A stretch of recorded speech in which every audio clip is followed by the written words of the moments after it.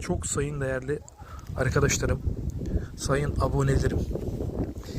Beni izleyip izlemeyen herkese şimdiden selamlarımı iletiyorum. Geçen sizlere bir kesit paylaşmıştım, hatırlarsanız. Bakkalarımız gördüğünüz gibi mahsul toplanmaya hazırlanıyor yavaş yavaş.